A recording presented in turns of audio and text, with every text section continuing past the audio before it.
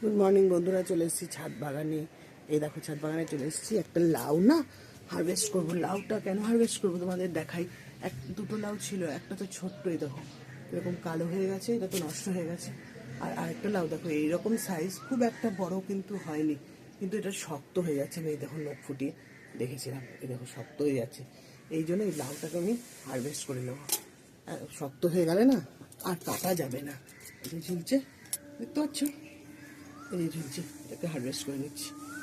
কাছে নিয়ে এসছে, পড়ে গেল, এই যে পরে গড়াগড়ি খাচ্ছে। এই যে, আর এখানে একটা দুদুল হয়ে রয়েছে অনেকদিন ধরে।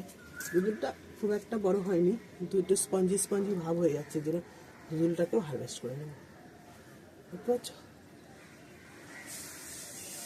এই যে আবারে এই পড়ে গেছে, দুলো পড়ে গেছে। এই যে লাউ আর দুদুল হারভেস্ট করা হয়ে গেল। আর দেখাই তোমাদেরকে কত, দেখো একটা কত বড় উচ্ছে হয়ে রয়েছে। এই দেখো উচ্ছেটা আমি তো দেখিনি। এই দেখো কত বড় হয়ে গেছে, তো হারভেস্ট করে নি। এই দেখো বুঝেছো কত বড়। এই লাউটা ফেটে গেছে বন্ধুরা, পড়ে গিয়ে দেখো লাউটা ফেটেই গেছে। এই যে আরও উচ্ছে হয়েছে, কিন্তু সেগুলো এখনো পাড়ার উপযুক্ত হয়েছে কিনা আমি জানি না। এই একটা হয়েছে, একটু বড় হোক। আর এইগুলোতে তো টমেটো গাছগুলোতে দেখো ফুল চলে এসছে, এইগুলোতে। আরগুলোতে তো টমেটো ধরে গেছে।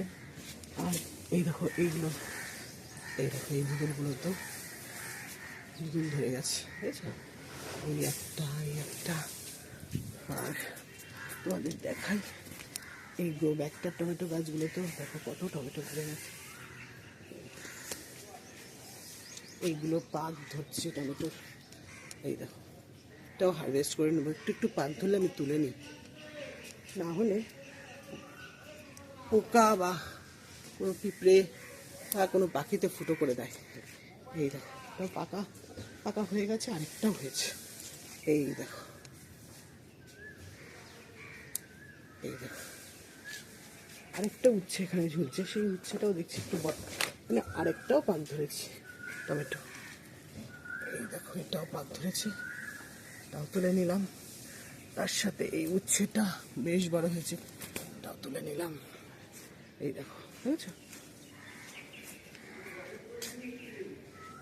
আর দুটো তো পেঁপে হারভেস্ট করার দেখিয়েছি।